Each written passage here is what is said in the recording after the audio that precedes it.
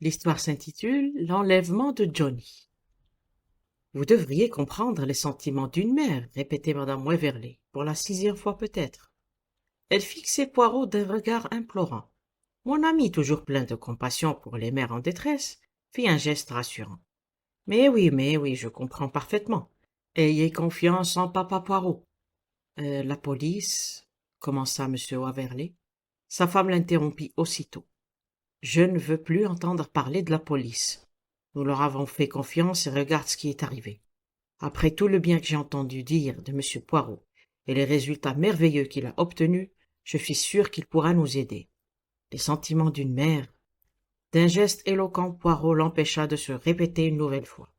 L'émotion de madame Waverley était manifestement sincère, mais, chose curieuse, celle-ci avait en même temps un air dur et décidé.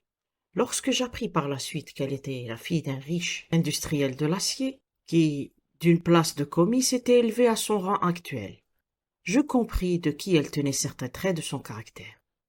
M. Waverley, quant à lui, était un homme robuste à la face rubiconde et joviale. Il se tenait assis, les jambes écartées, et avait tout à fait l'air d'un propriétaire terrien. Je suppose que vous êtes au courant de cette affaire, monsieur Poirot. La question était superflue. Depuis quelques jours, en effet, les journaux ne parlaient que de l'extraordinaire enlèvement du petit Johnny Waverley, âgé de 3 ans, fils unique héritier de Marcus Waverley, châtelain de Waverley Court, dans le Surrey, et descendant d'une des plus vieilles familles d'Angleterre. J'en connais les grandes lignes, certes, mais racontez-moi tout depuis le début, monsieur, je vous prie, et en détail si vous le voulez bien.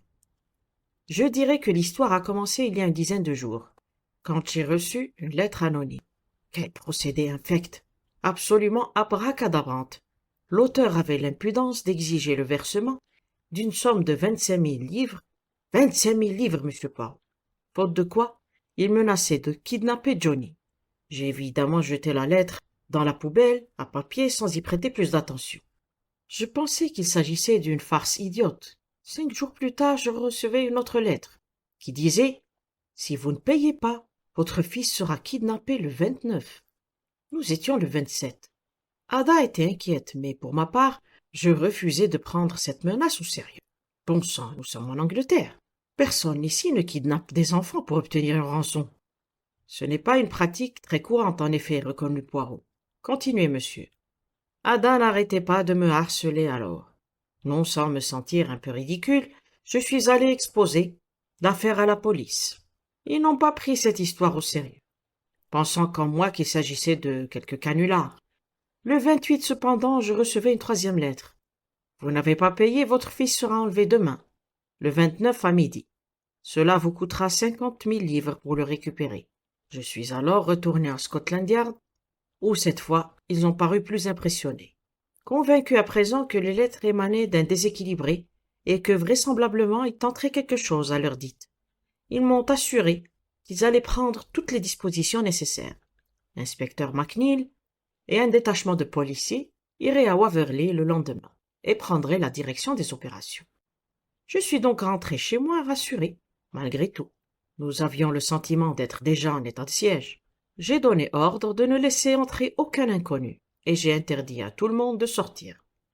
La soirée s'est déroulée sans incident, mais le lendemain matin, ma femme ne se sentait vraiment pas bien. Alarmée par son état, j'ai fait venir le docteur Dacres, qui est resté perplexe devant les symptômes, bien qu'il hésitât à affirmer qu'elle avait été empoisonnée. Je voyais bien qu'il en était convaincu. Il m'a assuré que la vie d'Ada n'était pas en danger, mais il m'a dit qu'il lui faudrait un jour ou deux pour se remettre d'aplomb. Imaginez ma stupéfaction. Lorsque je suis retourné dans ma chambre, un bout de papier était épinglé à mon oreiller. L'écriture était la même que sur les autres, mais cette fois, il n'y avait que 2 mots. À midi. J'avoue, monsieur Poirot, qu'à ce moment-là, j'ai vu rouge. Il y avait un complice dans la maison, l'un des domestiques. Je les ai tous fait monter et je les ai violemment apostrophés. Mais aucun d'eux n'a voulu parler. C'est Miss Collins, la dame de compagnie de ma femme, qui m'a informé qu'elle avait vu la nurse de Johnny descendre à l'allée furtivement tôt le matin. Je l'ai interrogée et elle a fondu en larmes. Elle a reconnu avoir laissé l'enfant avec la domestique attachée à la nurserie et s'être esquivée un moment pour aller retrouver un ami, un homme. C'est du beau. En tout cas, Elle a nié avoir épinglé le mot à mon oreiller. Il se peut qu'elle ait dit la vérité, je ne sais pas. Mais je ne voulais pas prendre le risque que la propre nurse de mon fils fasse partie du complot. L'un des domestiques était impliqué, ça j'en étais sûr. Finalement, j'étais dans une telle rage que j'ai mis tout le monde à la porte, la nurse et les autres. Je leur ai donné 1 heure pour faire leurs valises et quitter la maison. Le visage naturellement rougeaud de M. Waverley était devenu cramoisi, tandis qu'il évoquait sa colère justifiée. « N'était-ce pas un acte un peu irréfléchi, monsieur ?» lui demanda Poirot. « Cela aurait pu tout aussi bien faire le jeu de l'ennemi. » M. Waverley le considéra avec étonnement. « Je ne vois pas comment. Les envoyer tous faire leurs bagages, voilà ce que je voulais. J'ai télégraphié à Londres pour qu'on m'en expédie d'autres le même soir. Entre-temps, il y aurait dans la maison que des gens en qui je pourrais avoir confiance. Ma secrétaire, Miss Collins, qui est aussi la dame de compagnie de ma femme, et Treadwell, le maître d'hôtel, qui était déjà au service de ma famille quand j'étais enfant. Et cette Miss Collins, depuis combien de temps est-elle à votre service? 1 an exactement. Elle est très précieuse pour moi en tant que secrétaire, et c'est aussi une très bonne intendante. Et la nurse? Elle est à mon service depuis 6 mois. Elle avait d'excellentes références, n'empêche que je ne l'ai jamais beaucoup aimée, bien que Johnny lui ait été très attaché. Quoi qu'il en soit, je suppose qu'elle était déjà partie quand la catastrophe s'est produite. Peut-être pourriez-vous reprendre votre récit, monsieur Waverley. Celui-ci s'exécuta aussitôt. L'inspecteur McNeil est arrivé vers 10h30. Les domestiques étaient déjà tous partis. Il s'est déclaré satisfait des dispositions que j'avais prises. Lui-même avait posté plusieurs hommes dans le parc pour surveiller les abords de la maison. Et il m'a assuré que si tout cela n'était pas un canular, nous devrions mettre la main sur mon mystérieux correspondant.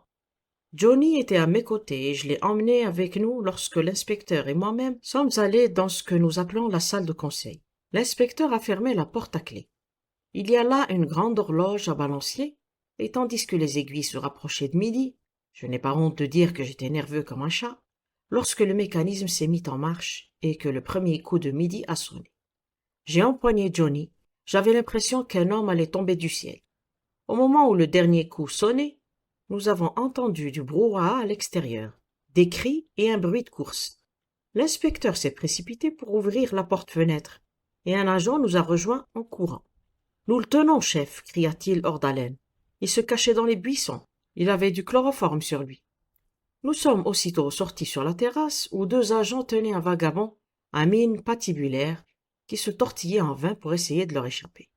L'un des policiers nous a tendu un paquet d'effets qu'ils avaient arraché à leur prisonnier. Il contenait un tampon d'ouate et un flacon de chloroforme. En voyant cela, j'ai senti mon sang bouillir dans mes veines. Il y avait aussi un mot qui m'était adressé. Je l'ai aussitôt déplié et y ai lu ceci. Vous auriez dû payer. Pour récupérer votre fils, cela vous coûtera maintenant 50 000 livres. En dépit de vos précautions, il a été enlevé le 29, comme je vous l'avais dit. J'ai éclaté de rire, un rire de soulagement, mais en même temps, j'ai entendu un bruit de moteur et un cri. Je me suis retourné. Une voiture grise, longue et basse, descendait l'allée à une vitesse folle, en direction de l'entrée sud du parc. C'était l'homme qui était au volant qui avait crié. Mais ce n'est pas cela qui m'a glacé d'horreur. C'est la vue des boucles blondes de Johnny. L'enfant était à côté de lui dans la voiture. L'inspecteur a poussé un juron. Mais l'enfant était là il y a 1 minute. Il nous a passés en revue. Nous étions tous là. Miss Collins, Treadwell et moi-même. Quand l'avez-vous vu pour la dernière fois, monsieur Waverley? M'a-t-il demandé. Je réfléchis rapidement, essayant de m'en souvenir. Lorsque l'agent nous avait appelés, je m'étais précipité au dehors avec l'inspecteur, sans plus m'occuper de Johnny. À ce moment-là, le carillon du clocher du village nous a fait sursauter.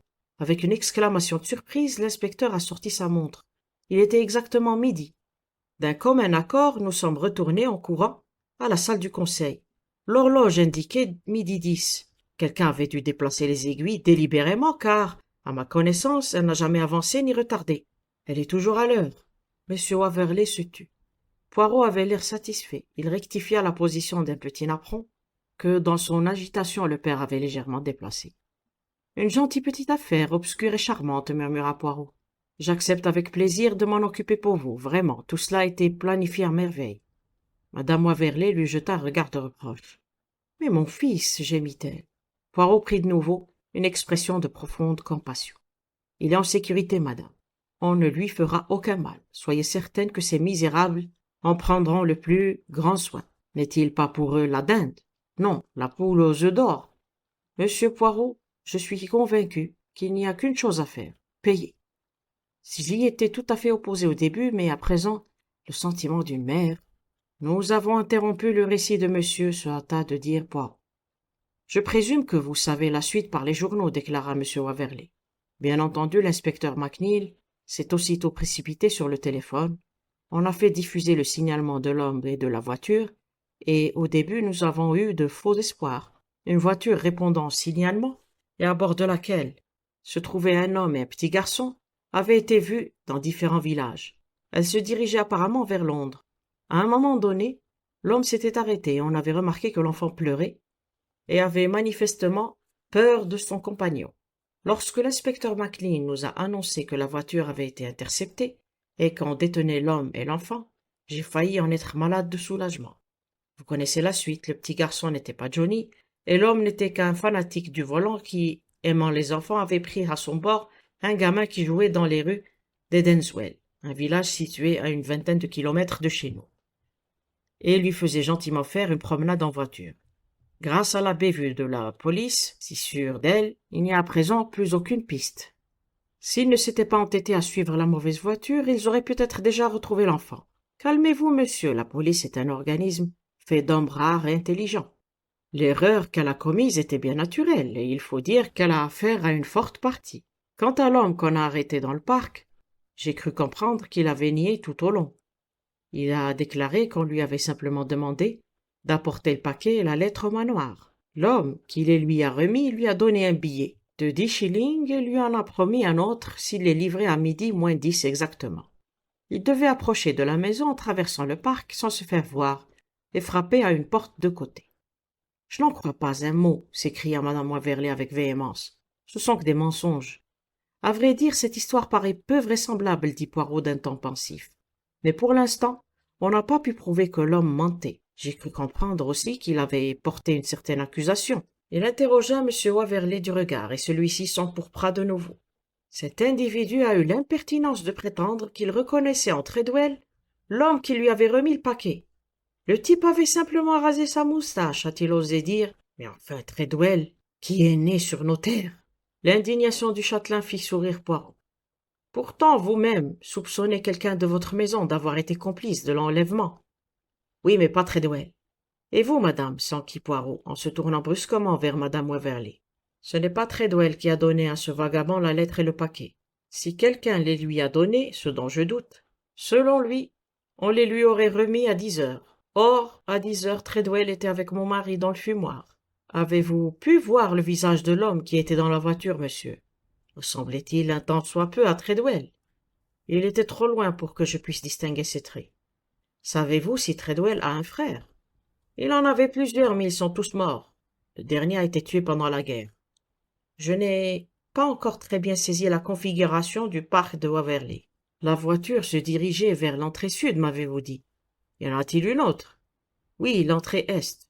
Elle est visible de l'autre côté de la maison. Je trouve étonnant que personne n'ait vu la voiture pénétrer dans la propriété. Il y a une servitude de passage sur un chemin qui mène à une petite chapelle. Beaucoup de voitures traversent le parc. L'homme a dû garer la sienne dans un coin discret et courir jusqu'à la maison au moment où l'on a donné l'alarme, où notre attention était détournée. À moins qu'il ne fût déjà à l'intérieur, murmura Poirot d'un air pensif. Y a-t-il un endroit où il aurait pu se cacher? Il est vrai que nous n'avons pas vraiment fouillé la maison lorsque l'inspecteur est arrivé. Cela semblait inutile. Je suppose qu'il aurait pu, en effet, être caché dans un coin.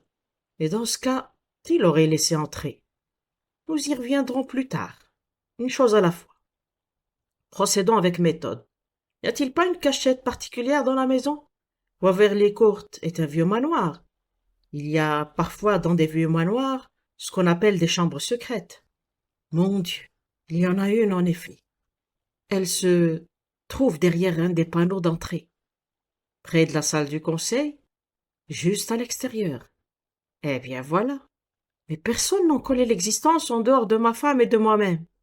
Et Treadwell? Il se peut qu'il en ait entendu parler. Et Miss Collins?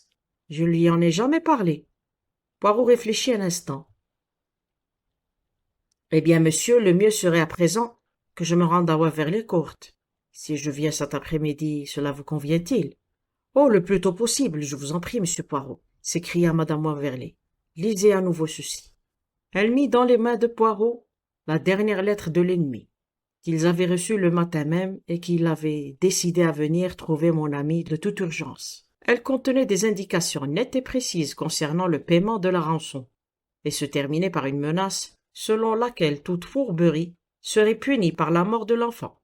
Il était clair que chez madame Waverley, l'amour de l'argent luttait contre l'amour maternel, mais ce dernier l'avait enfin emporté. Poirot la retint un instant après que son mari fut parti. Madame, la vérité, je vous en prie, partagez-vous la confiance qu'a votre époux dans le maître d'hôtel Treadwell? Je n'ai rien contre lui, monsieur Poirot, mais je ne vois pas comment il aurait pu être mêlé à tout cela. Mais à vrai dire, je ne l'ai jamais beaucoup aimé. Jamais. Une dernière chose, madame. Pouvez-vous me donner l'adresse de la nurse de l'enfant? 149 Netherhall Road, à Hammersmith. Vous ne croyez pas? Je ne crois jamais rien. Je fais simplement fonctionner ma matière grise, et quelquefois seulement, j'ai une petite idée.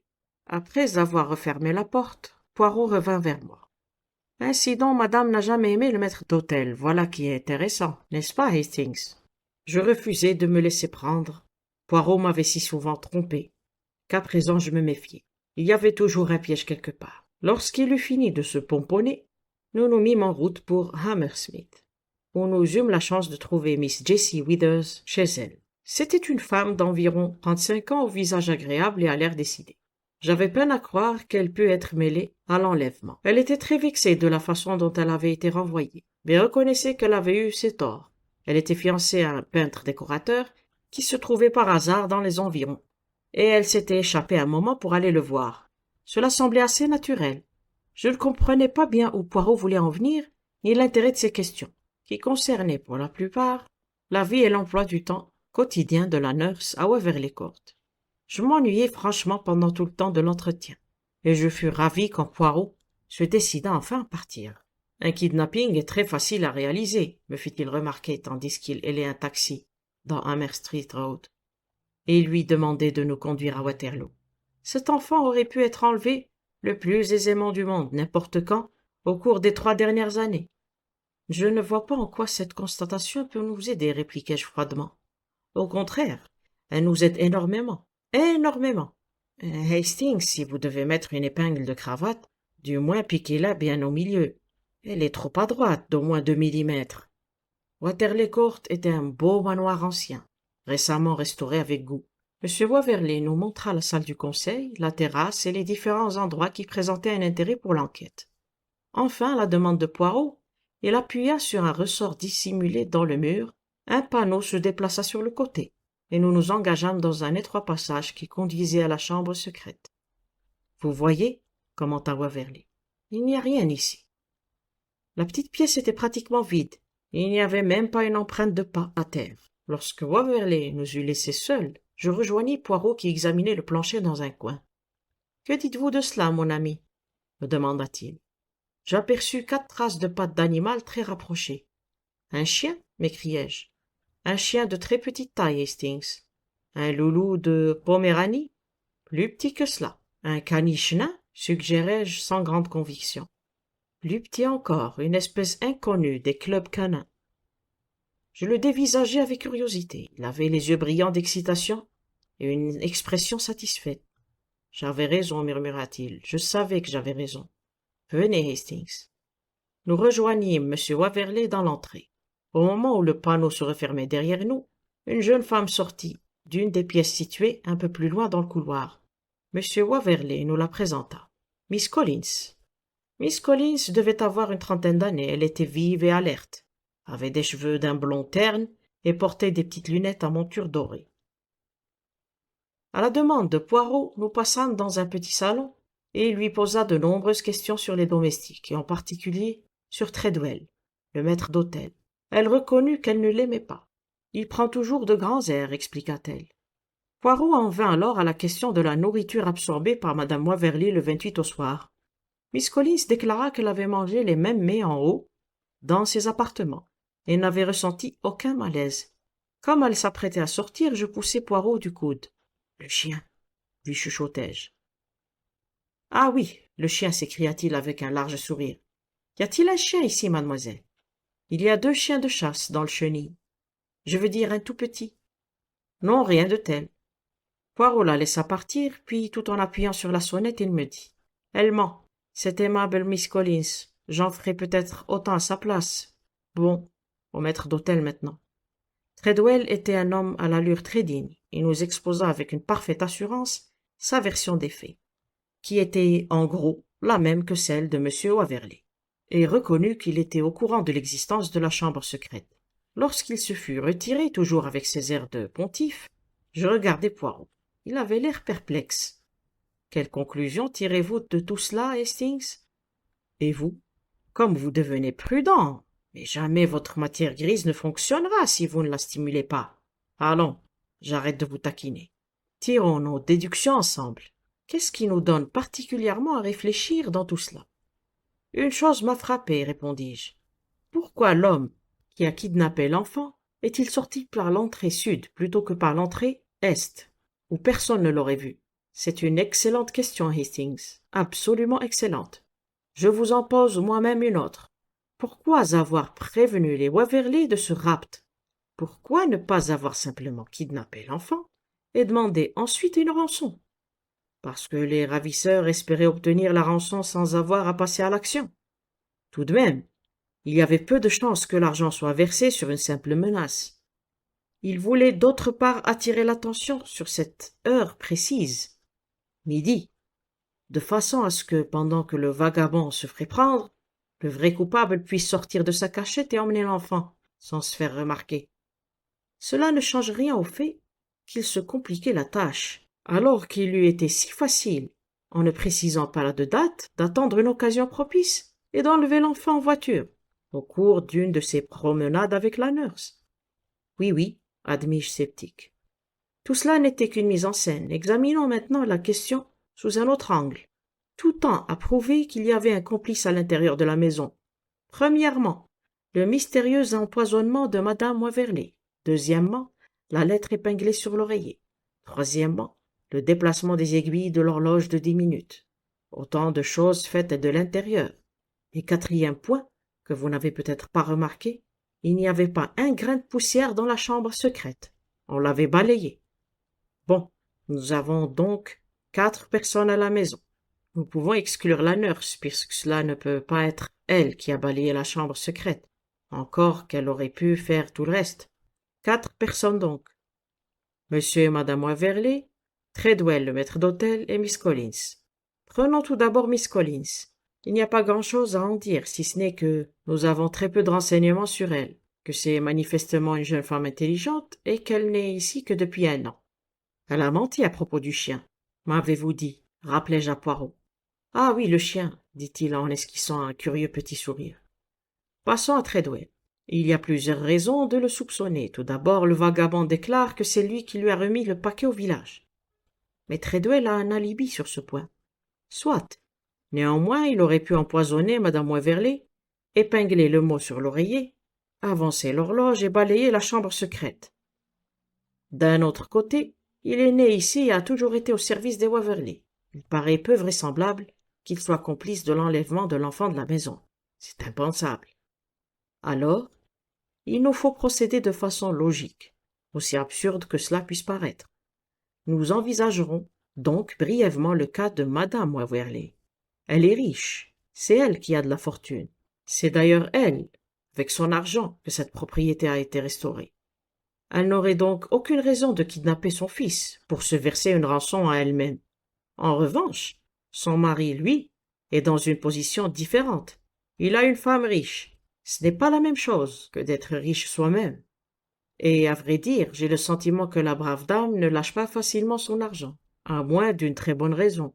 Mais M. Waverley, cela se voit tout de suite, est un bon vivant. C'est impossible, bredouillai-je. Pas du tout. Qui a renvoyé les domestiques? M. Waverley. Il peut très bien avoir écrit les lettres lui-même, drogué sa femme, avancé l'horloge et forgé Un alibi pour son fidèle serviteur Treadwell. Celui-ci n'a jamais aimé madame Waverley. Il est dévoué à son maître et prêt à lui obéir aveuglément. En fait, ils étaient trois dans le complot. Waverley, Treadwell et un ami de Waverley. L'erreur que la police a commise est de n'avoir pas prêté davantage attention à l'homme à la voiture grise dont le passager n'était pas le bon enfant. C'est lui le troisième homme. Il ramasse un enfant dans un village des environs, un garçon à boucles blondes. Il entre dans la propriété par l'entrée et traverse le parc au bon moment, en agitant la main et en criant. Puis ressort par l'entrée sud. Ils n'ont pas pu voir son visage, ni le numéro de la voiture, donc pas le visage de l'enfant non plus. Ensuite, il prend la route de Londres, entraînant la police sur une fausse piste. Auparavant, Treadwell a fait son travail en demandant à un individu d'aspect louche d'apporter le paquet et la lettre. Son maître a pour lui un alibi tout prêt pour le cas improbable où l'homme le reconnaîtrait malgré sa fausse moustache. Quant à M. Waverley, dès que l'alerte est donnée et que l'inspecteur se précipite au dehors, il se dépêche de cacher l'enfant dans la chambre secrète avant de sortir à son tour. Un peu plus tard, quand l'inspecteur est reparti et que Miss Collins n'est pas dans les parages, il lui est facile d'emmener l'enfant, avec sa propre voiture, dans quelques endroits sûrs. Et le chien? Demandai-je. Et le mensonge de Miss Collins? Ça, c'était une petite plaisanterie à ma façon.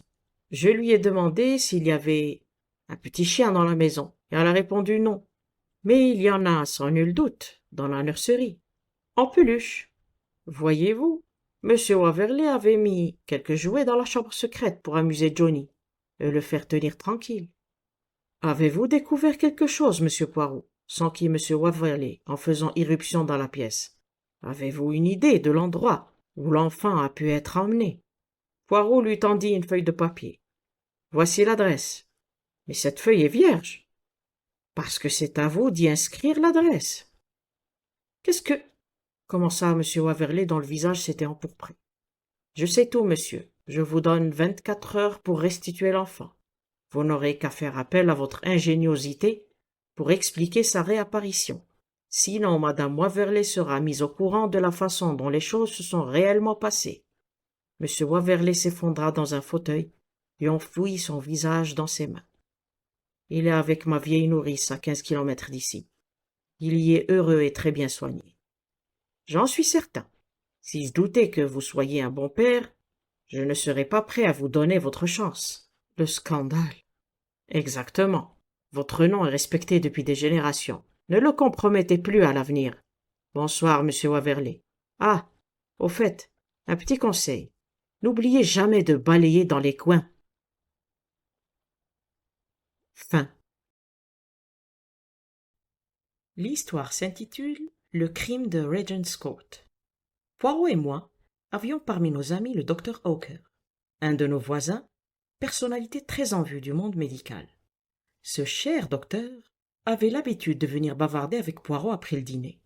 Un soir, du début de juin, il arriva vers 8h30 et entama immédiatement une discussion sur la fréquence des empoisonnements par l'arsenic. Il y avait à peine un quart d'heure qu'il était là, lorsque la porte de notre salon s'ouvrit brusquement, et une femme, qui paraissait affolée, se précipita au milieu de la pièce. « Oh, docteur, on vous demande !» Je reconnus vite la femme de chambre du docteur Hawker, Miss Rider. Le docteur était célibataire et habitait une vieille maison à quelques mètres de la nôtre. Miss Rider, habituellement calme et réservée, était en ce moment complètement bouleversée. « Mon Dieu, Miss Rider, qu'y a-t-il » Le téléphone, docteur. J'ai répondu et une voix disait « Au secours !» Alors j'ai demandé qui parle. On m'a répondu, mais ce n'était plus qu'un souffle de voix. Je ne compris que Foscatine, quelque chose comme cela. Regent's Court. Le docteur ne put contenir sa surprise. Le comte Foscatini a un appartement à Regent's Court. Il faut que j'y aille tout de suite. Qu'a-t-il bien pu lui arriver? Un de vos clients? Demanda Poirot. Je l'ai soigné il y a quelque temps pour une légère indisposition. C'est un Italien, mais il parle très bien anglais. Je suis obligé de vous quitter, monsieur Poirot, à moins que... Il hésita. Je devine ce que vous voulez, dit Poirot en souriant. Je serai ravi de vous accompagner. Hastings, descendez et arrêtez un taxi. Quelques secondes plus tard, nous roulions dans la direction de Regent's Court. Il y avait là un bloc de maisons récemment construites, et les appartements étaient pourvus des installations les plus perfectionnées. Il n'y avait personne dans le hall lorsque nous entrâmes. Le docteur appela l'ascenseur et questionna le groom d'une voix impatiente. « Appartement 2, comte Foscatini. Il vient d'y avoir un accident, je crois. » Le groom le fixa étonné. « Première nouvelle. Monsieur Graves, le valet de chambre du comte Foscatini, est sorti il y a à peu près une demi-heure, et il n'a rien dit. Le comte est-il seul chez lui? » « Non, 2 messieurs dînent avec lui. »« Comment sont-ils » demandai-je.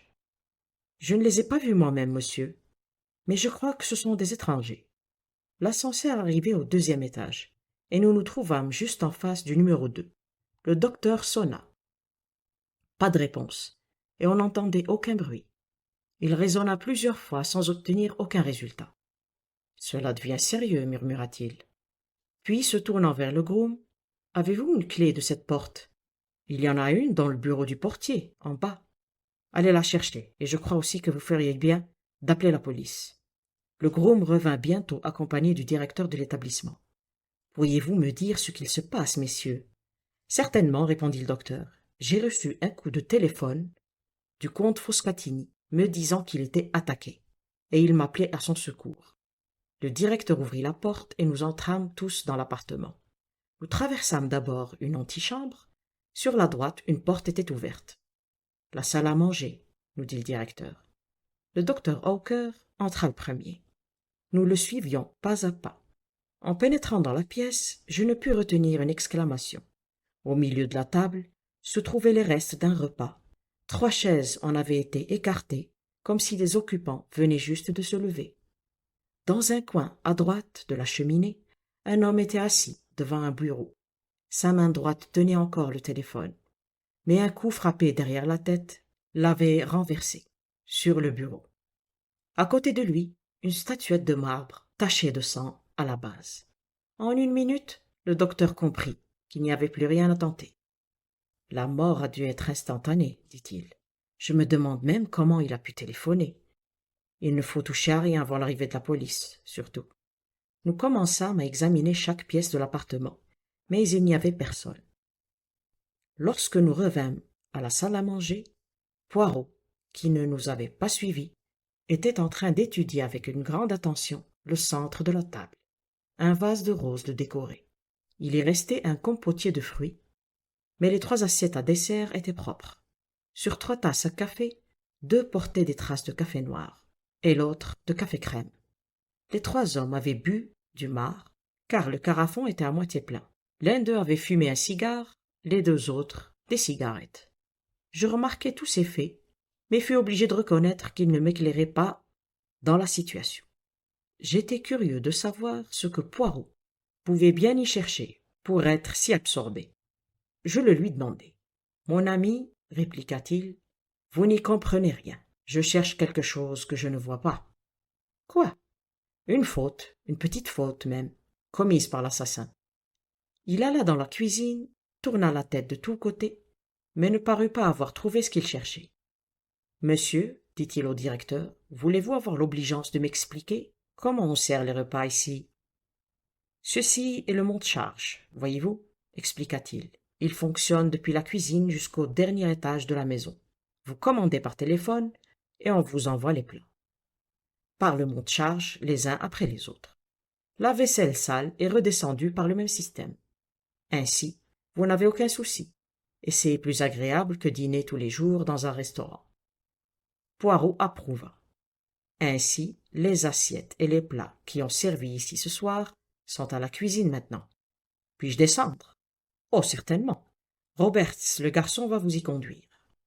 Ensemble, nous visitâmes les cuisines et nous questionnâmes l'homme qui avait pris l'ordre de l'appartement numéro 2. L'ordre fut donné pour 3, d'après la carte, expliqua-t-il.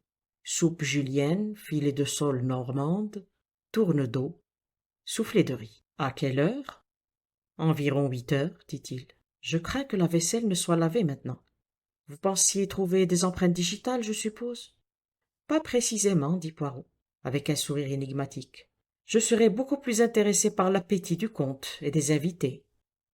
Mais il m'est impossible de vous dire exactement quelle quantité ils ont consommé. Toutes les assiettes étaient sales et les plats vides, excepté celui du soufflé au riz. Il en restait beaucoup. Ah ah, dit Poirot d'un air satisfait.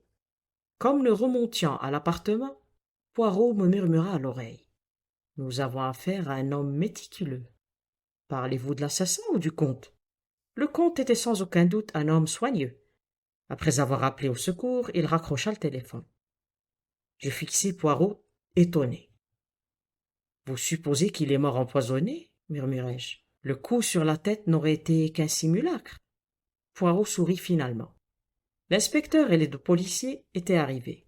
Lorsque nous fûmes de retour, Poirot eut besoin de se recommander de son ami l'inspecteur Japp de Scotland Yard pour qu'il nous soit permis à nouveau d'entrer dans l'appartement. Heureusement que nous étions là, car 5 minutes plus tard, un homme bouleversé se précipita dans la pièce. C'était Graves, le valet de chambre du comte Frascatini. Il nous raconta que, la veille au matin, 2 messieurs avaient rendu visite à son maître. C'étaient des Italiens. Le plus vieux des deux, un homme d'une 40aine d'années, se nommait Ascanio. Le plus jeune était un élégant jeune homme de 24 à 25 ans.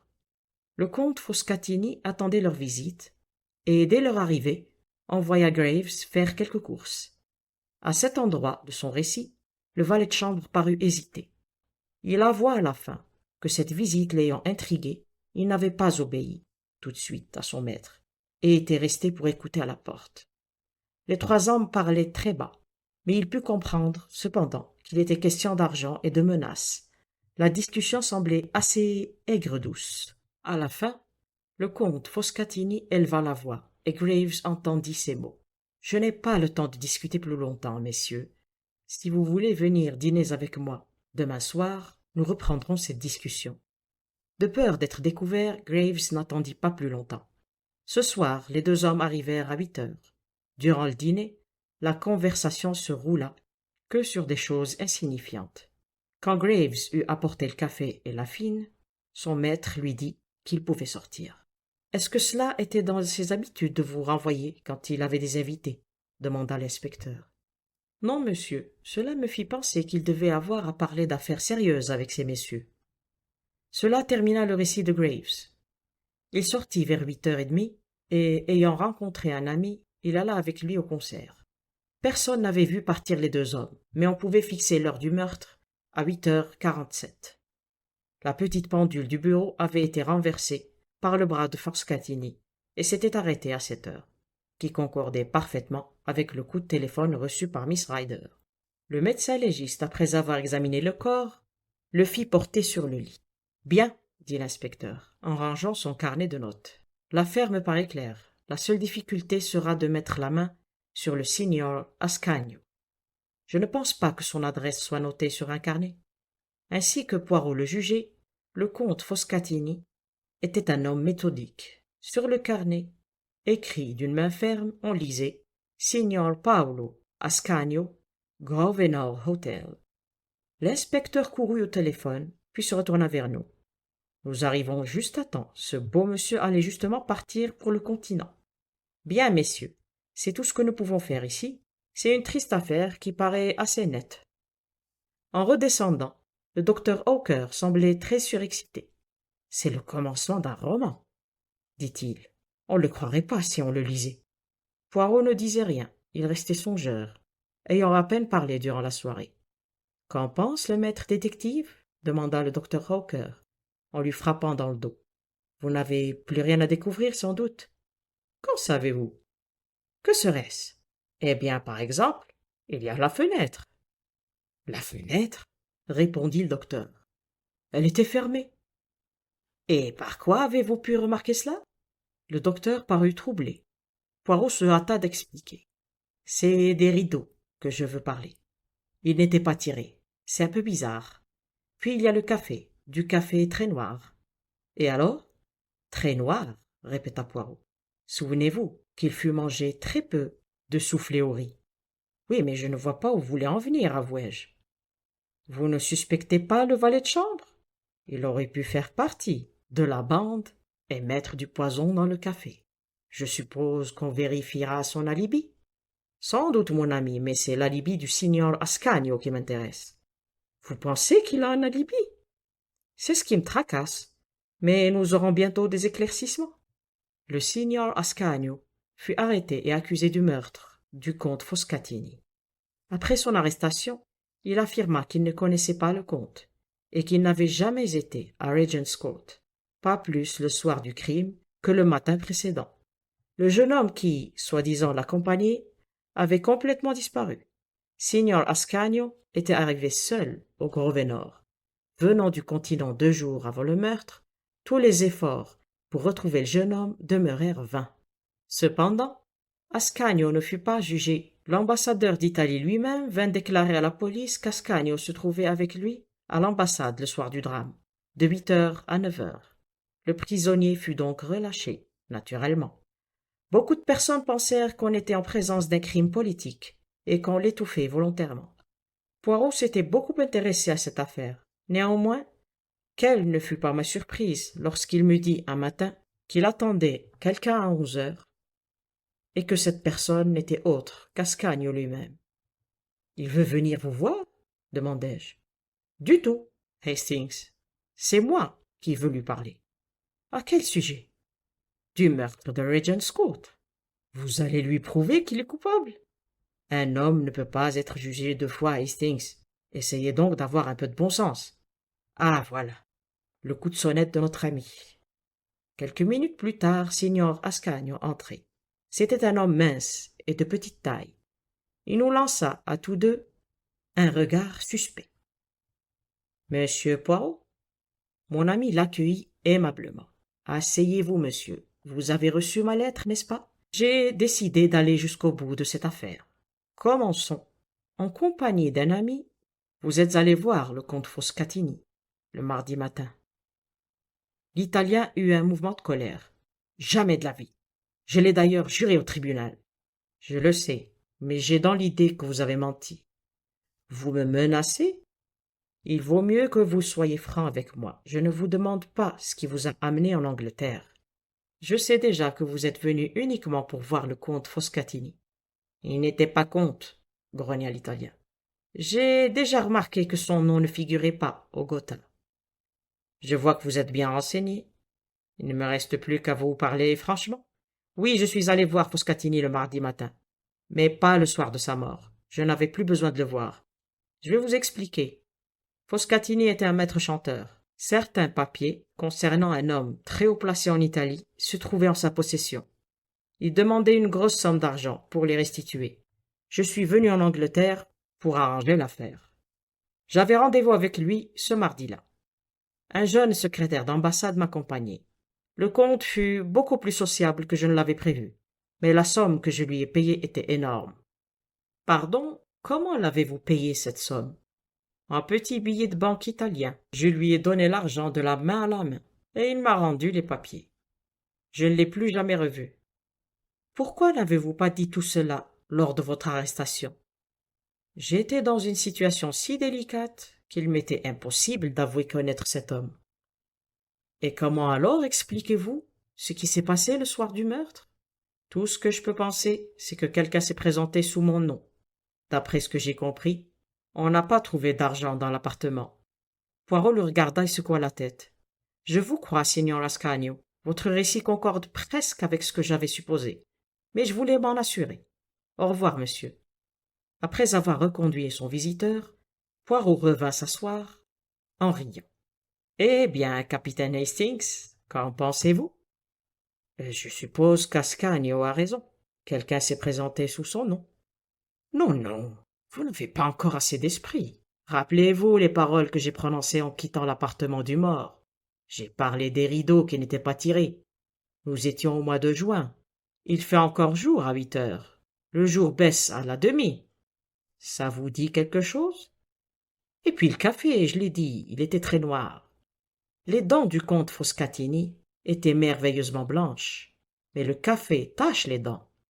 Nous en concluons que le comte Foscatini n'avait pas bu de café, et cependant il restait des traces de café dans les 3 tasses. Pourquoi donc quelqu'un aurait-il voulu faire croire que le comte Foscatini en avait bu, quand il n'en était rien? Et je secouai la tête complètement ahurie. Allons, je vais vous aider. Qu'est-ce qui me prouve que le signor Ascanio et son compagnon sont venus à l'appartement de Foscatini le soir de sa mort? Personne ne les a vus entrer. Personne ne les a vus sortir. Nous n'avons pour preuve que la présence d'une foule d'objets inanimés. Vous voulez dire? Je veux dire les couteaux, les fourchettes, les assiettes et les plats vides. Ah, mais c'est très malin. Graves est un voleur, mais un homme prévoyant. Il entend assez de la conversation le matin pour comprendre qu'il sera difficile à Ascanio de se défendre le soir suivant. Il dit à son maître qu'on le demande au téléphone. Foscatini s'assoit, prend le téléphone et pendant ce temps, Graves le frappe violemment à la tête avec la statuette de marbre. Puis, il commande de dîner pour 3. Quand les plats arrivent, il met le couvert, salit les assiettes, les couverts, etc. Mais il faut qu'il se débarrasse de la nourriture. Il n'a pas seulement de la tête, il a un fort appétit. Mais après le tourne-dos, le soufflet de riz est trop gros pour lui. Il fume même un cigare et 2 cigarettes. Vous voyez, c'était bien combiné. Après avoir mis les aiguilles de la pendulette sur 8h47, il l'arrête et la renverse. Il a simplement oublié de tirer les rideaux. Si Foscatini avait réellement donné un dîner, les rideaux auraient été tirés une fois la nuit venue. Ensuite, il sort, dit au garçon d'ascenseur que son maître a des invités. Il se hâte vers une cabine téléphonique vers 8h47. Il appelle le docteur en imitant le cri de mort de son maître. On crut tellement en lui qu'on ne pensa jamais à demander si l'appel téléphonique venait de l'appartement 2 à cette heure-là. Il fut prouvé naturellement, comme toujours, que Poirot avait raison. Fin. Vol de bijoux à l'hôtel Métropole. Poirot, dis-je, un changement d'air vous ferait du bien. Vous croyez, mon ami? J'en suis sûr.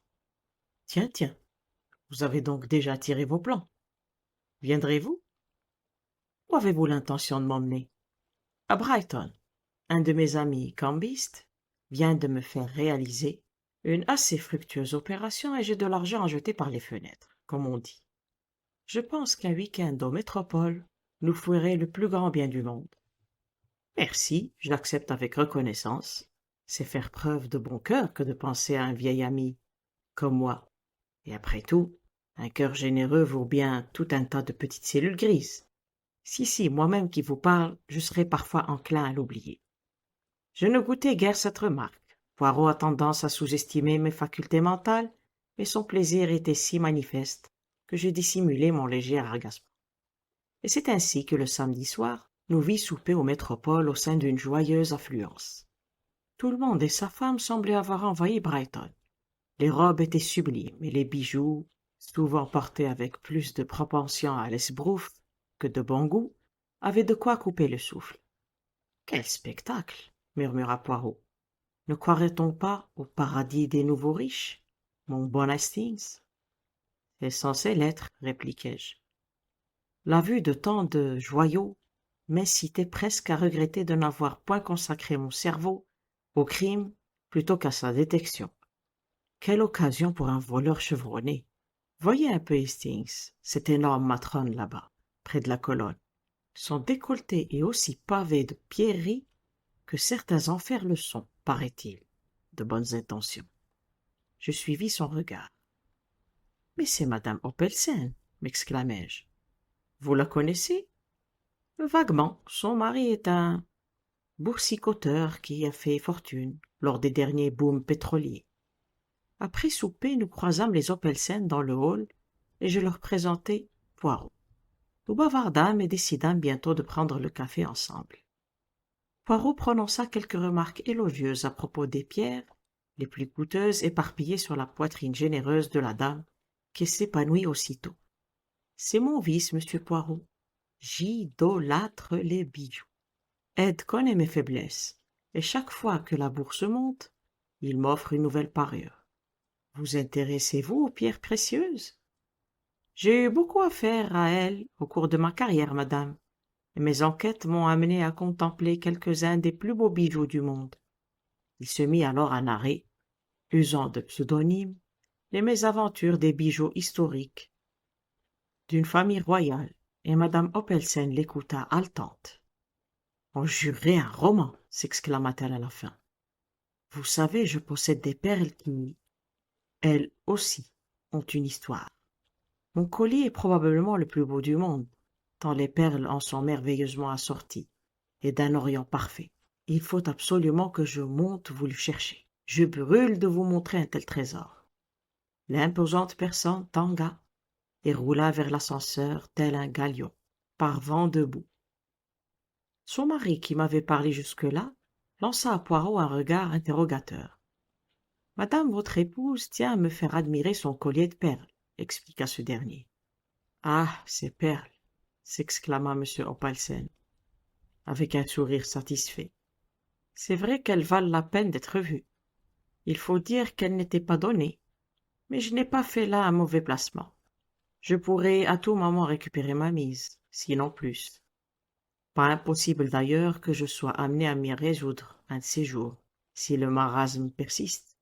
Tous les indices sont à la baisse, et ces absurdes impôts sur les plus-values ne vont pas arranger la situation. » Continuant à discourir, il se lança dans des considérations techniques où je ne tardai pas à perdre pied. Son flot d'éloquence fut interrompu par un groom qui vint lui chuchoter quelques mots à l'oreille. « Quoi? Je monte tout de suite. On n'a pas eu un malaise, au moins. Veuillez m'excuser, messieurs. » Il nous quitta brusquement. Poirot se carra dans son fauteuil et alluma une de ses minuscules cigarettes. Puis, avec un soin maniaque, il rangea les tasses à café vides en un alignement impeccable et leur sourit d'un air béat. 10 minutes s'écoulèrent. Les Oppelsen ne nous avaient toujours pas rejoints. « C'est bizarre, remarquai-je au bout d'un moment. Je me demande s'ils vont redescendre. » Poirot s'abîma dans la contemplation de la spirale de fumée qui s'élevait de sa cigarette et déclara: « Ils ne redescendront pas. »« Pourquoi ? » ?»« Parce que, mon ami, il se passe des choses. »« Quel genre de choses ? D'abord, comment le savez-vous ?» m'étonnai-je. Il y a quelques instants, le directeur est sorti en trombe de son bureau pour se précipiter dans l'escalier. Il semblait fort agité. Secondo, le liftier, est en grande conversation avec un des gros. La sonnerie d'appel a retenti 3 fois, mais il s'en soucie comme d'une guide. Tertio, même les garçons sont distraits. Et pour qu'un garçon soit distrait, l'affaire doit être vraiment de première grandeur. Ah, c'est bien ce que je pensais. Voici la police. 2 hommes venaient d'entrer dans le hall, l'un en uniforme, l'autre en civil. Ils s'adressèrent à un groom qui les pilota immédiatement vers l'escalier. Quelques instants plus tard, le même groom redescendit et vint vers nous. « Monsieur Oppelsen vous fait demander si vous voudrez bien monter, messieurs. » Poirot bondit sur ses pieds. On eût dit qu'il attendait l'invitation. Je lui emboîtai le pas avec un égal empressement. Les appartements des Oppelsen étaient situés au premier étage. Après avoir frappé, le groom s'éclipsa, et nous obéîmes à l'injonction d'entrer. Un étrange tableau s'offrit alors à nos regards. Nous nous trouvions dans la chambre à coucher de madame Oppelsen, au beau milieu de laquelle, effondrée dans un fauteuil, la brave femme pleurait à gros sanglots. Ses larmes ravinant la couche de maquillage, dont son visage était littéralement enduit, présentaient un spectacle saisissant. M. Oppelsen marchait de long en large, d'un air furibond. Les policiers se tenaient au milieu de la pièce, l'un d'eux incarné à la main. Une femme de chambre de l'hôtel, qui avait l'air morte de peur, se tenait près de la cheminée. Et l'autre bout de la pièce, une Française se tenait, manifestement la bonne de madame Oppelsen, se tordait les mains dans une manifestation de désespoir qui rivalisait avec celui de sa maîtresse. Poirot, impeccable et souriant, n'eût pas plutôt pris pied dans ce pandémonium que madame Oppelsen, bondissant de son fauteuil avec une vigueur étonnante chez une personne de sa corpulence, se précipita vers lui. « Enfin, vous voici. Ed peut dire ce qu'il veut, mais moi, je crois à la chance. Il était écrit que j'allais vous rencontrer ce soir, et je suis persuadé que si vous ne parvenez pas à me retrouver mes perles, personne n'y parviendra jamais. » Calmez-vous, je vous en supplie, madame, lui dit Poirot en lui tapotant la main. Et rassurez-vous, tout ira bien. Hercule Poirot va vous venir en aide. Monsieur Oppelsen se tourna vers l'inspecteur. Vous ne voyez pas d'objection à ce que je fasse appel à monsieur Poirot, j'imagine? Pas la moindre, monsieur, répondit ce dernier avec la plus grande courtoisie, mais aussi la plus parfaite indifférence. D'ailleurs, maintenant que votre épouse se sent mieux, peut-être consentira-t-elle à nous exposer les faits. Madame Oppelsen jeta à Poirot un regard de noyé. Il la reconduisit à son fauteuil. Asseyez-vous, madame, et racontez-nous toute l'histoire avec le maximum de sang-froid. Ainsi adjurée, madame Oppelsen ravala ses larmes. Je suis montée après souper chercher mes perles pour vous les montrer. La femme de chambre et Célestine étaient toutes les deux ici comme d'habitude et... Pardonnez-moi, madame, mais qu'entendez-vous par comme d'habitude?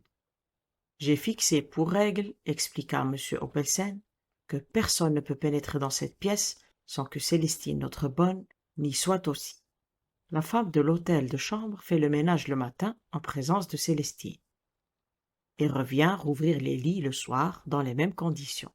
Autrement, elle ne met pas les pieds ici.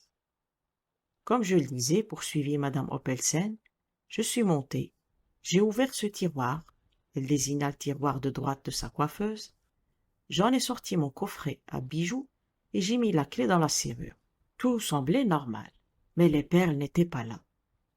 Quand les aviez-vous vues pour la dernière fois? S'enquit l'inspecteur qui n'avait cessé de prendre des notes. Elles étaient là quand je suis descendu dîner. En êtes-vous sûr?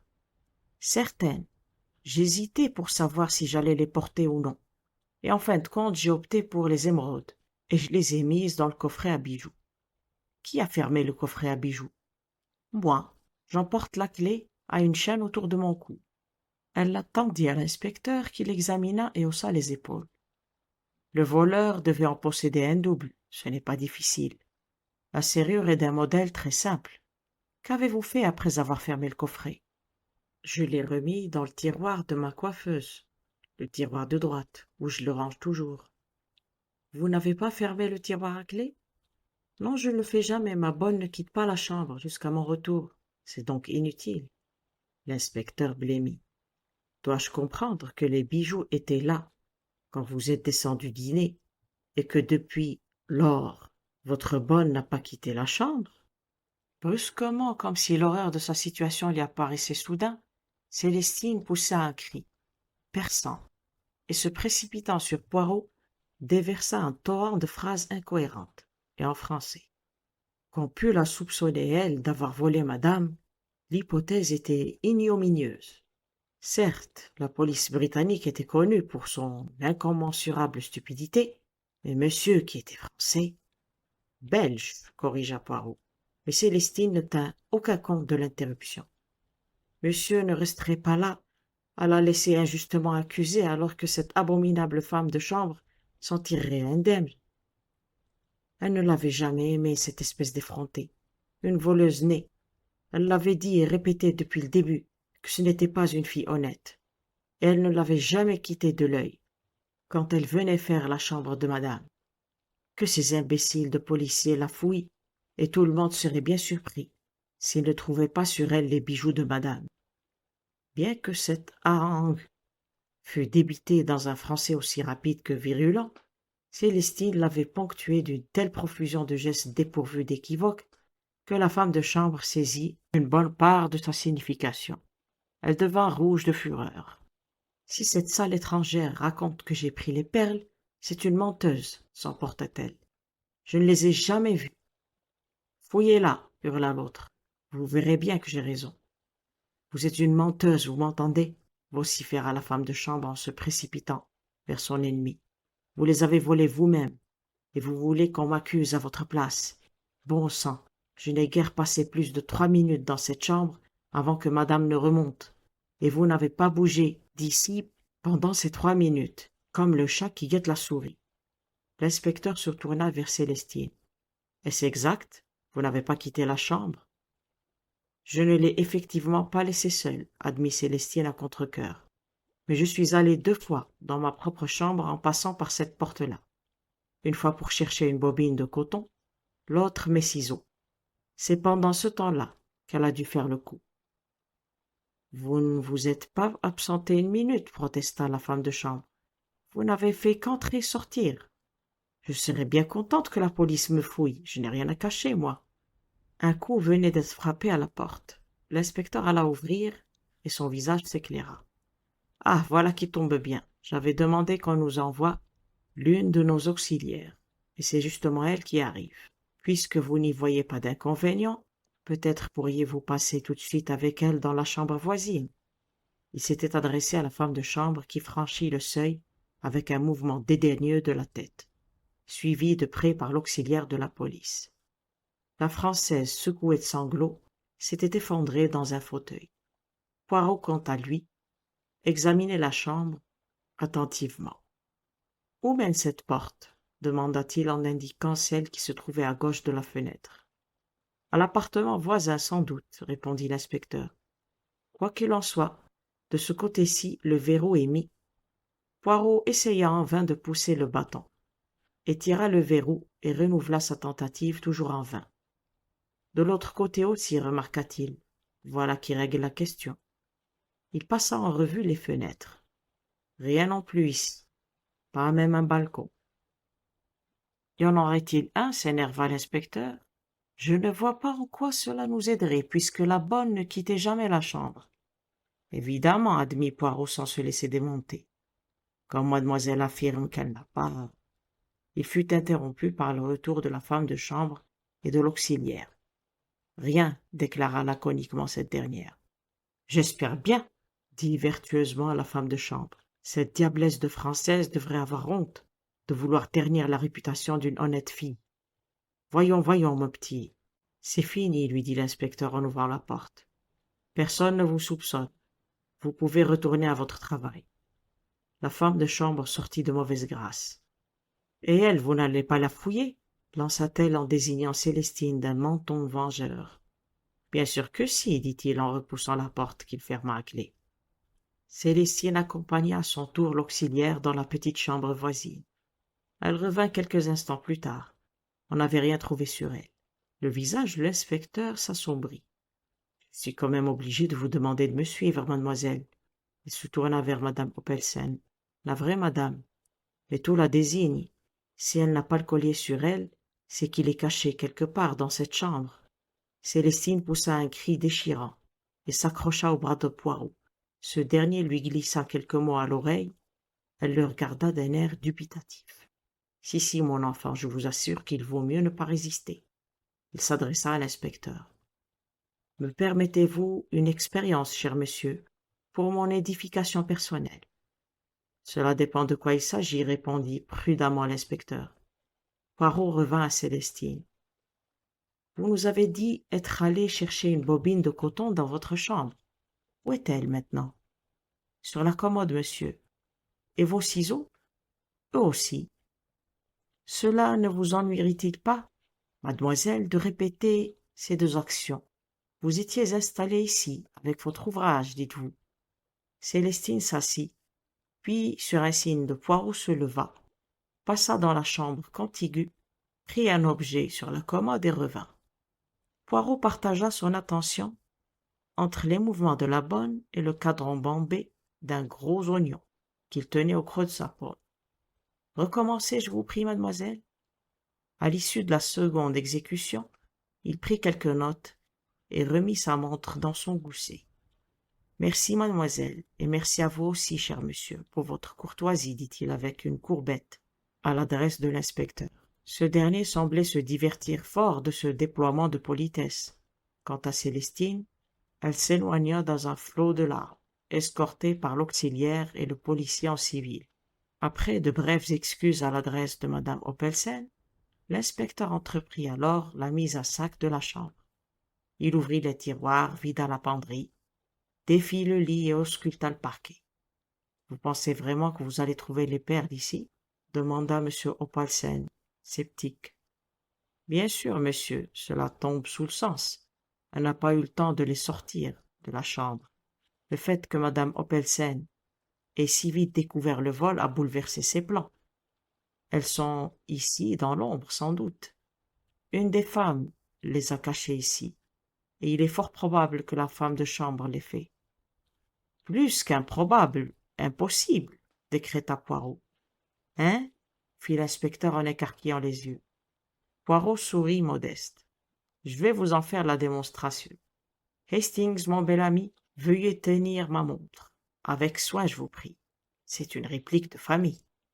Je viens de chronométrer les mouvements de mademoiselle Célestine. Sa première absence a été de 12 secondes, la seconde de 15. Observez maintenant mes faits et gestes. Madame aura la gentillesse de me confier la clé du coffret à bijoux? Merci. Mon ami Hastings aura la gentillesse de me dire « Allez-y ». « Allez-y », dis-je. Avec une rapidité presque incroyable, Poirot arracha le tiroir de la coiffeuse, empoigna le coffret à bijoux, enfonça la clé dans la serrure, ouvrit le coffret, choisit un collier, referma le coffret à clé et le replaça dans le tiroir qu'il repoussa. « Eh bien, mon ami, s'enquit-il à bout de souffle. 46 secondes, répondis-je. Vous voyez bien, la femme de chambre n'aurait pas eu le temps de prendre le collier, encore moins de le cacher. Eh bien, voilà qui règle la question de cette fille, se réjouit l'inspecteur qui retourna à ses recherches et passa dans la chambre de bonne. Le front plissé, Poirot réfléchissait. Soudain, il lança une question à M. Opalsen. Ce collier, il était sans nul doute assuré. M. Opalsen parut quelque peu désarçonné. Oui, hésita-t-il, oui, bien sûr. Mais qu'est-ce que cela peut bien faire, coupa Mme Opelsen en pleurant. C'est mon collier que je veux. Il était unique. Aucune somme ne pourrait le remplacer. Je comprends, madame, dit Poirot avec douceur. Je comprends et je compatis. Chez les représentants du beau sexe, le sentiment prime tout. N'est-il pas vrai? Mais monsieur votre époux, dont la sensibilité n'est pas aussi aiguisée, y trouvera sans nul doute une légère consolation. Bien sûr, fit M. Opalsen mal à l'aise néanmoins. Il fut interrompu par un cri de triomphe, et l'inspecteur revint dans la chambre, balançant un collier au bout de ses doigts. Avec un sanglot, Mme Opelsen s'arracha à son fauteuil. C'était une autre femme. « Oh, mon collier !» balbutia-t-elle, en le plaquant des deux mains contre sa poitrine. « Où était-il » demanda Opelsen. « Dans le lit de la bonne, entre les ressorts du sommier métallique. Elle doit l'avoir subtilisé et caché avant l'arrivée de la femme de chambre. »« Vous permettez, madame » murmura Poirot. Il prit le collier qu'il examina attentivement avant de le rendre avec un profond salut. « Je crains, madame, qu'il vous faille nous le confier pour quelque temps, dit l'inspecteur. Nous en aurons besoin pour l'accusation, mais il vous sera restitué aussitôt que possible. » M. Opalsen se rembrunit. « Est-ce indispensable ?»« Elle la suit, monsieur. Mais ce n'est qu'une formalité. »« Oh, laissez-le le garder, Ed, » s'écria sa femme. « Je me sentirai plus tranquille comme cela. Je ne pourrais pas fermer l'œil à l'idée que quelqu'un ose encore essayer de me le voler. Quel monstre, cette fille! Je n'aurais jamais cru ça d'elle, Allons, allons, ma chère amie, calmez-vous. » Je sentis qu'on me tirait doucement par le bras. C'était Poirot. « Si nous nous éclipsions, mon ami, je crois que personne ici n'a plus besoin de nos services. » Et à mon intense surprise, il déclara. « J'aimerais assez jeter un coup d'œil à l'appartement voisin. » La porte n'étant pas fermée à clé, nous pénétrâmes dans une vaste chambre inoccupée. De longues couches de poussière s'étalaient partout, et mon délicat ami grimaça tandis qu'il promenait son doigt autour d'une marque rectangulaire sur la table placée près de la fenêtre. Le service laissa désirer, marmonna-t-il, tout en regardant machinalement par le carreau plongé qu'il était dans ses réflexions. « Eh bien, m'impatientai-je, que diable sommes-nous venus faire ici ?» Poirot sursauta. « Je vous demande pardon, mon bon ami.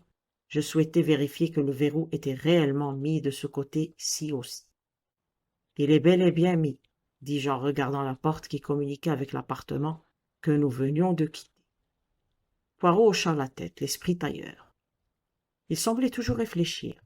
« D'ailleurs, poursuivis-je, quelle importance, l'affaire est réglée. J'aurais souhaité que vous ayez une meilleure occasion de vous distinguer. Mais c'était le genre de problème où même un parfait imbécile comme cet inspecteur ne pouvait se fourvoyer. Le problème n'est pas résolu, mon ami. Il ne le sera pas tant que nous n'aurons pas découvert qui a volé les perles. Mais c'est la bonne. Qu'est-ce qui vous fait dire une chose pareille? Mais bon sang, bégayai-je. On les a retrouvées dans son sommier. Taratata, dit Poirot. Ce n'étaient pas les vraies perles. Quoi? Il s'agissait d'imitation, mon bon ami. Cette déclaration me coupa le souffle. Poirot, quant à lui, souriait benoîtement. Notre brave inspecteur n'y connaît manifestement rien en bijoux. Mais tout ceci ne va pas tarder à faire un joli tapage. Venez, m'écriai-je en lui empoignant le bras. Il faut tout de suite prévenir les Opalsènes. Ce n'est pas mon avis. Et cette pauvre femme? Cette pauvre femme, comme vous l'appelez, passera une bien meilleure nuit si elle croit son collier en lieu sûr. Mais le voleur peut s'enfuir avec. Comme d'habitude, mon bon, vous parlez sans réfléchir. Comment pouvez-vous être sûr que les perles si soigneusement enfermées ce soir par madame Opalsen n'étaient pas les fausses, et que le véritable vol n'a pas eu lieu à une date antérieure? Médusé, je demeurai sans voix. Eh oui, s'épanouit Poirot, comme vous dites, mon bon. Nous recommençons tout. Il me tira hors de la chambre, parut un instant réfléchir, puis se dirigea vers l'extrémité du corridor, et ne s'arrêta qu'à la porte du réduit, qui servait de lieu de ralliement aux valets et aux femmes de chambre de divers étages. Notre femme de chambre y recevait présentement sa cour, aux membres de laquelle elle contait ses mésaventures avec force détail. Elle s'interrompit au beau milieu d'une phrase et Poirot s'inclina avec sa politesse accoutumée. « Mille pardons de vous déranger, mais je vous saurai infiniment gré de vouloir m'ouvrir la chambre de M. Opalsen. » La jeune femme ne se fit pas prier, et nous reprîmes à sa suite le corridor en sens inverse. L'appartement de M. Opalsen faisait face à celui de son épouse. La femme de chambre nous en ouvrit la porte avec son passe-partout. Nous entrâmes, et elle s'apprêtait à s'éclipser quand Poirot la retint. « Un instant, n'auriez-vous pas remarqué, parmi les affaires de M. Opalsen, une carte de ce type? » Il lui tendit une carte de visite vierge, assez fortement glacée et d'aspect inhabituel. Elle la prit et l'examina attentivement. « Non, monsieur, je ne crois pas, mais de toute façon, le valet a plus à faire que moi avec les chambres des messieurs. »« Bien sûr, merci. » Poirot rempocha la carte. La femme prit congé. Mon ami parut alors réfléchir. Puis il secoua la tête. « Sonnez, je vous prie, Hastings. 3 coups pour le valet. » J'obéis, dévoré par la curiosité. Pendant ce temps, Poirot avait déversé la corbeille à papier sur le parquet et en inventorié rapidement le contenu. Le valet ne tarda pas à répondre à mon coup de sonnette. Poirot posa la même question et lui tendit la carte pour qu'il l'examinât, mais sa réponse fut identique. Il n'avait jamais vu de carte de cette qualité, un peu particulière parmi les affaires de M. Opalsen. Poirot le remercia, et il se retira à regret, jetant un regard inquisiteur sur la corbeille à papier vidée de ses détritus qui jonchaient le sol. Rien n'aurait pu l'empêcher d'entendre la remarque de Poirot, tandis qu'il faisait une boule des papiers déchirés. Et le collier était fortement assuré. « Poirot !» m'écriai-je tout surpris. « Vous n'avez rien compris, mon bon ami, » répliqua Poirot. « Rien du tout, comme d'habitude. C'est incroyable, mais c'est comme ça. Regagnons nos pénates. » Nous parcourûmes les corridors en silence. Une fois dans notre chambre, j'eus la surprise de voir Poirot changer prestement de vêtements. « Je pars pour Londres, » m'expliqua-t-il. « C'est impératif. »« Quoi ?» ?»« Eh oui, le vrai travail, celui du cerveau, ces braves petites cellules grises, est accompli. Je vais chercher la confirmation de ma thèse. J'y arriverai. Il n'est pas né celui qui parviendra à abuser Hercule Poirot. Un de ces jours, vous finirez bien par tomber sur un bec, grinçai-je, exaspéré par sa vanité. Ne vous fâchez pas, je vous en conjure, mon bon, Je compte sur vous, sur votre amitié, pour me rendre un service. Mais bien sûr, m'empressai-je d'acquiescer, plutôt honteux de mon mouvement d'humeur. Qu'attendez-vous de moi? La manche du veston que je viens d'ôter, pouvez-vous la brosser?